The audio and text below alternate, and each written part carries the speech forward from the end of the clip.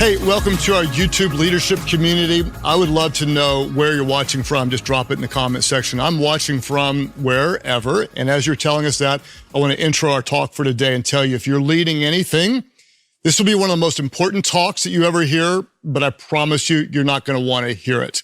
The title of today's message is The One Mindset You Need to Succeed.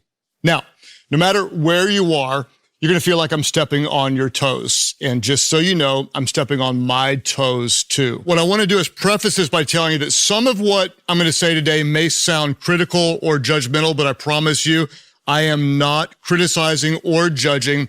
I'm just addressing one of the biggest problems that every leader in every organization faces over time. So first, I'm going to show you the problem. Then we're going to look at the solution. The problem. One of the biggest problems with the problem is that most leaders don't know it's a problem. I kind of sound like Dr. Seuss, but this is true. The big problem is people don't know this is a problem. And if they do recognize the problem, they usually don't care until it's almost too late or too difficult to solve. So what is the problem? Here is the problem, and it's a big problem. The problem is the odds are low that what you're leading will last. Let me say it again. The odds, they're very low that whatever you're leading now will last for years and years to come. Now, how's that for a downer way to start a podcast? It's not fun, but it's absolutely true. Whatever you're doing now that's working, it is less likely to work in the hands of future generations. And this is well documented in business and in families who've worked hard to create wealth. Let's talk about it today in terms of what I'm going to call generations. Gen 1, Gen 2, and Gen 3. We're going to talk about it in terms of generations. I'm not referring to Gen Z and millennials and Gen X and boomers and such. I'm not talking about age. What I'm talking about is mindset. And we're going to look at 3 different generations when it comes to leading an organization. Let's talk first of all about Gen 1. Who is Gen 1? Gen 1 would be the leaders who build the business from the ground up, build the church, start the nonprofit. They are the first generation leaders that build something special. That's Gen 1. Then there are some of you, you're Gen 2. You entered the business or you entered the nonprofit relatively early, and you got to see some of what it took to build it. You contributed to it, but you didn't start it. You're not Gen 1, you're Gen 2. Then there's Gen 3.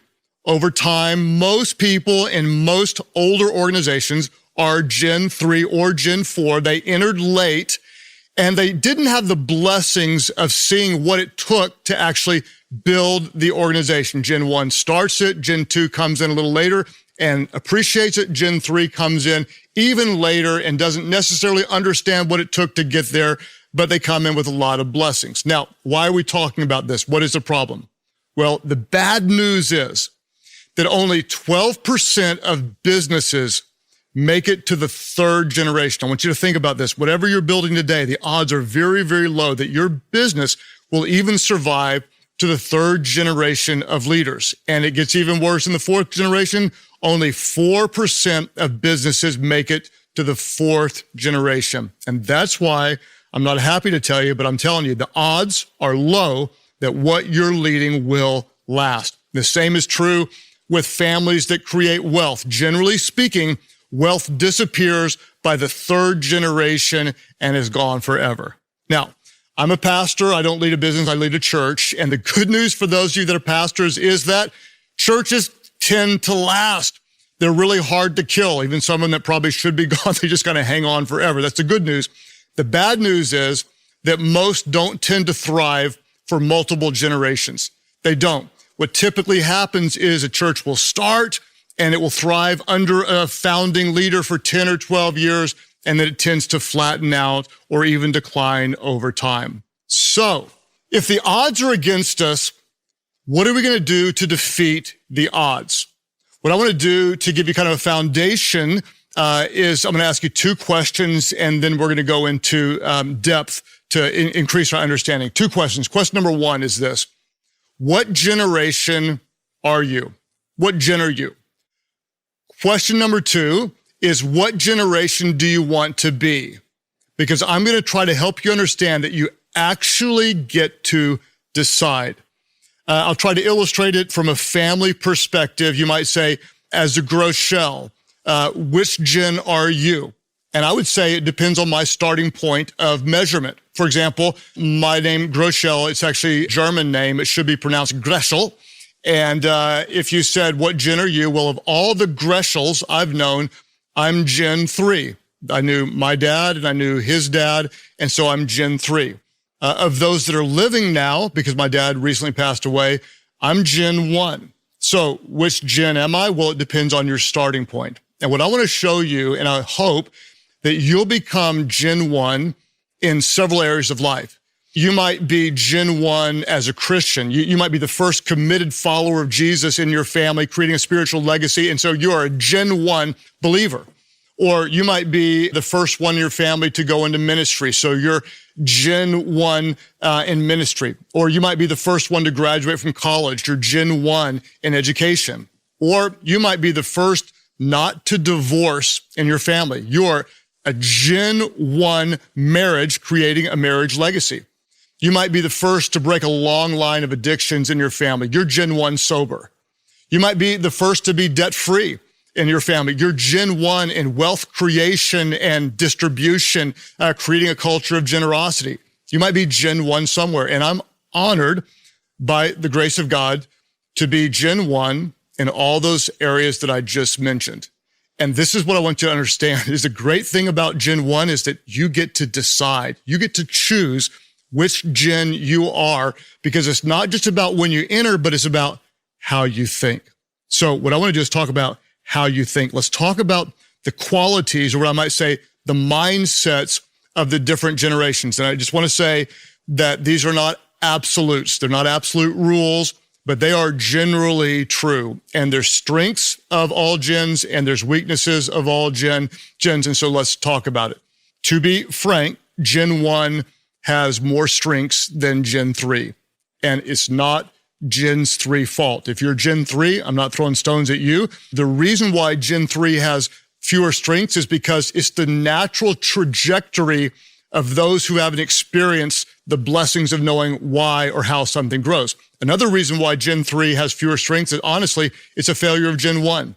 Gen 1 fails to empower and instruct Gen 3, and that often is a great detriment to Gen 3. So let's talk about the qualities of all three gens. We're going to start with Gen 1. I'm going to give you three descriptives. Gen 1 leaders, they're overcomers, they're disruptors, and they are owners. They're overcomers, they're disruptors, and they are owners. First of all, they're overcomers. They always have a story. Gen 1 almost always starts with almost nothing, and they see a problem and they overcome the problem, and this creates strength, and they lead against the odds, and they start a creative business, or they start a ministry that becomes a global ministry, or they create generational wealth, or they create a spiritual legacy, or whatever. They start with almost nothing and they build something special. This is the story of our church.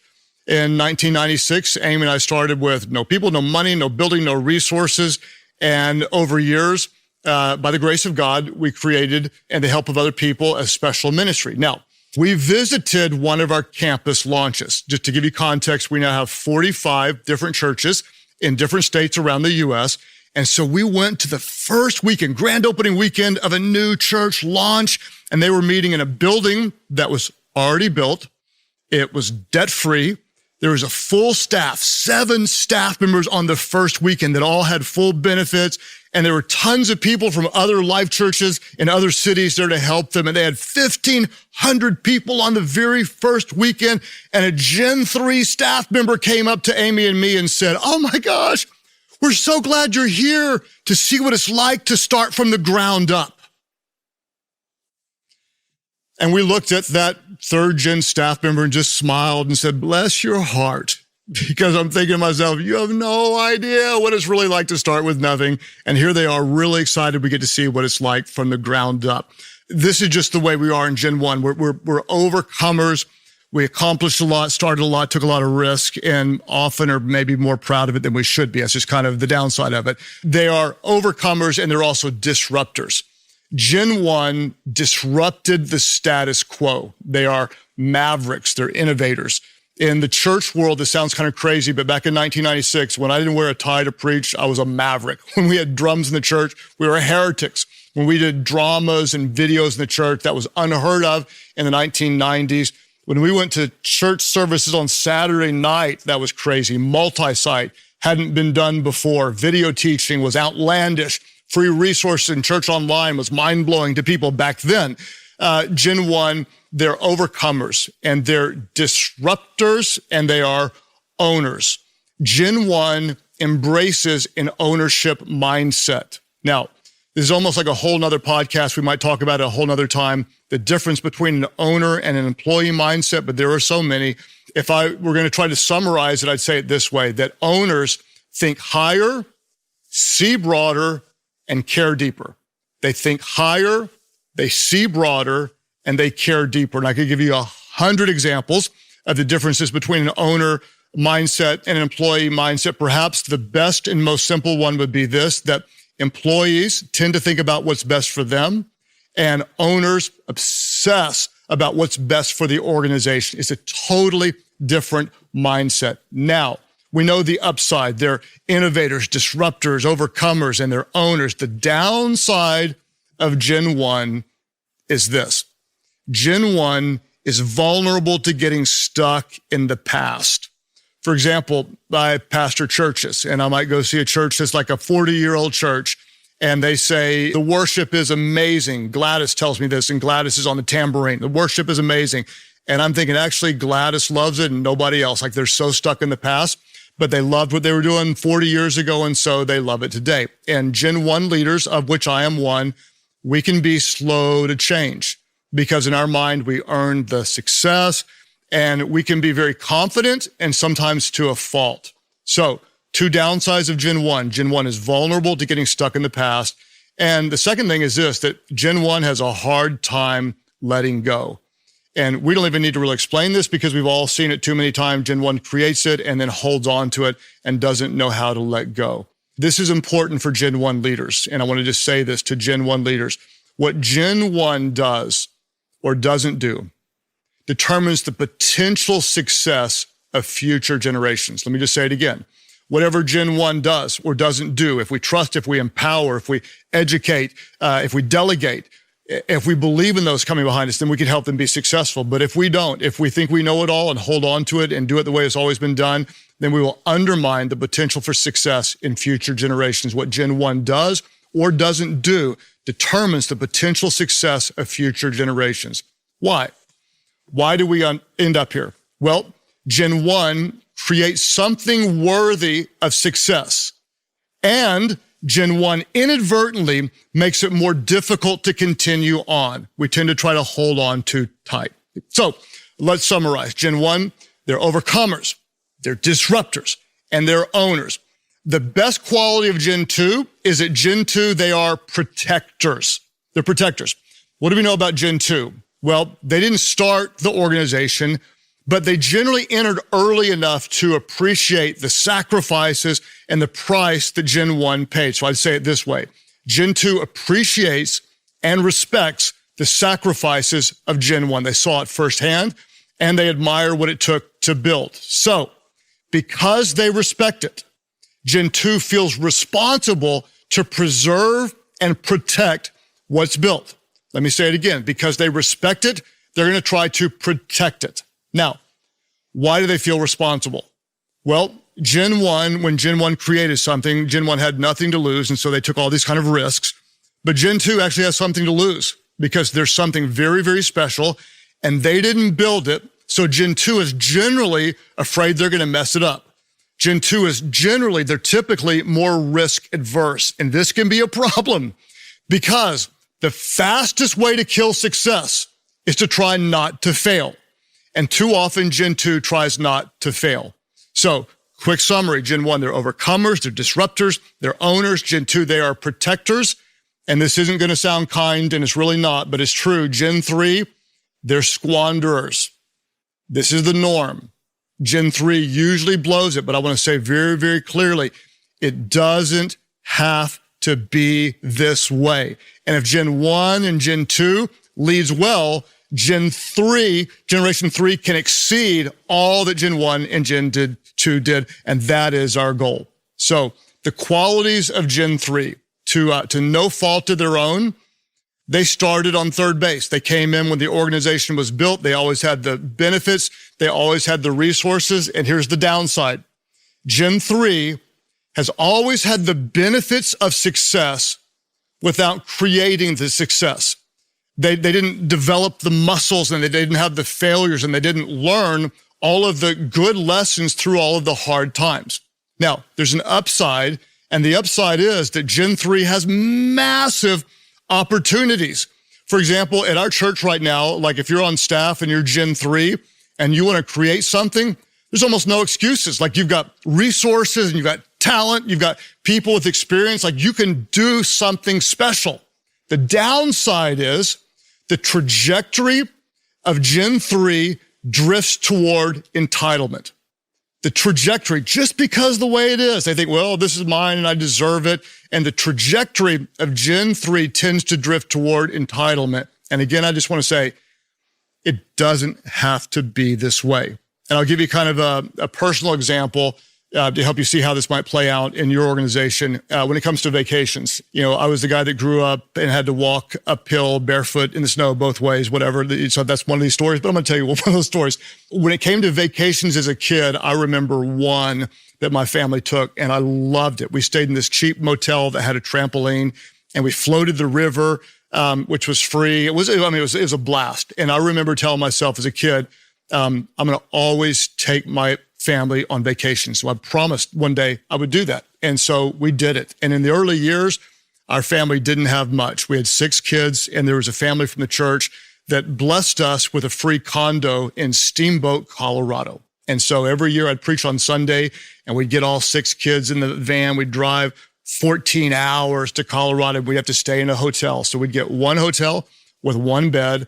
And quite honestly, we'd put one kid in a drawer, one kid would be in a bathtub, kids would be sleeping on the ground. And we had a budget of $100 a day and would stay there all week long for under $1,000. And that was our budget. Well, if you fast forward to today, things are different. And humbly, I'd say that we've been blessed. Now I have several married children. I've got 5 grandchildren, and my grandchildren, Kenna, Cole, Spencer, Jace, and Halen, this year all went to an all-inclusive resort in Cancun.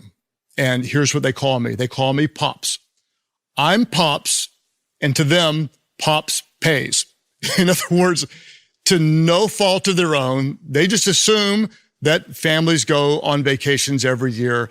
And this is what tends to happen when Gen 3 comes along. Gen 3 just thinks this is the way things have always been. So I'm Gen 1. When we started the church, we had nothing. And so I obsess about keeping costs down.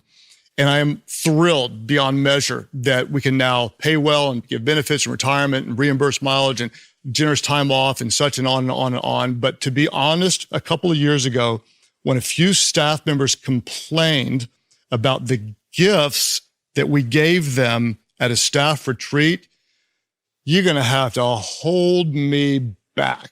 Because as Gen 1, I'm thinking that is the most entitled, crazy thing I've ever heard. And it's honestly to no fault of their own. It doesn't have to be that way. And the truth of the matter is, if I blame Gen 3 without taking responsibility, then I'm a part of the problem. So let's try to bring some perspective to this. And I'm going to give you a big thought that is very, very important. What gen are you, and what gen do you want to be? Because you can decide. If you build something special, you're Gen 1. If you take what's built and you protect it, that's a Gen 2 mindset. If you take whatever's built and you enjoy it or you squander it, that's a Gen 3 mindset. If, on the other hand, you may be Gen 3 and you can take what's built and you can see it as a foundation to do so much more, way more, and you're willing to sacrifice and take risks and defy the odds, suddenly you have Gen 3 resources with a Gen 1 mindset. You're an owner. And I've taken a long journey to get to this one big thought, and I want to give you this thought. This is so, so, so important. Are you ready? You can't change when you enter, but you can change how you think. It doesn't matter at what point in the organization you enter. If you think like a builder, you can be at any point with a builder, a Gen 1 mindset. Gen 1, the question is, do you want to keep it and control it, or do you want to continue to build it? Gen 2, the question is, do you want to guard it and protect it, or do you want to continue to build it? Gen 3, do you want to enjoy it and squander it, or do you want to continue to build it? The one mindset you need for success is a Gen 1 builder's mindset. Problem is, the odds are still low that what you're leading will last unless you pass this mindset on to future generations. I want to say it one more time, the bad news. I want you to hear it and feel it because what you're leading matters to you so much. And the odds are against you. The odds are low that what you're leading will last. But here's the good news. You're a leader, and leaders don't follow the odds. What kind of leader are you? You're an odd-breaking, Gen 1 thinking, future-building leader. That's what you are. You're an odd breaker. You don't need to let other people tell you what the odds are. You defy the odds. You're a Gen 1 thinking, future-building leader. You're not preserving. You're not squandering. You're building, because that's what leaders do. No matter where you enter, I want to encourage you to think Gen 1, take risks, be bold, be daring, defy the odds, innovate, create, do more than others believe are possible. When you get criticized, just realize that's part of the battle and keep on building, because that's what great leaders do. What are you? You're an odd-breaking, Gen 1 thinking, future-building leader. Now, I want to say sincerely thank you for listening and being a part of our leadership community. Get the Leader Guide. Go to Life.Church/leadership podcast. And I want to tell you, if you post and invite others to be a part of our community, it would mean so much to me. We'll be back on the first Thursday of every month. Continue getting better, because we know that everyone wins when the leader gets better.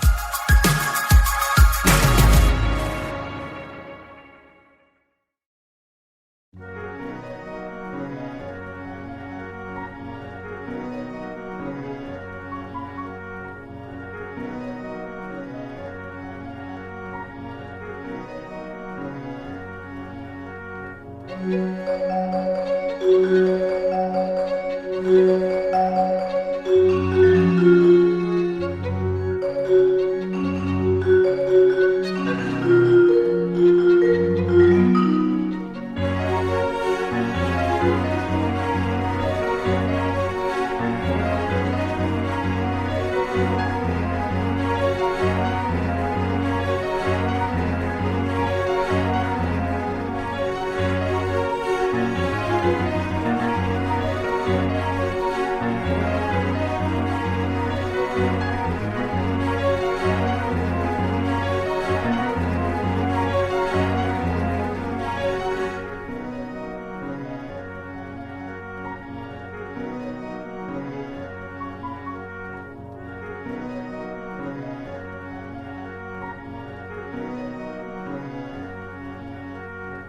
you.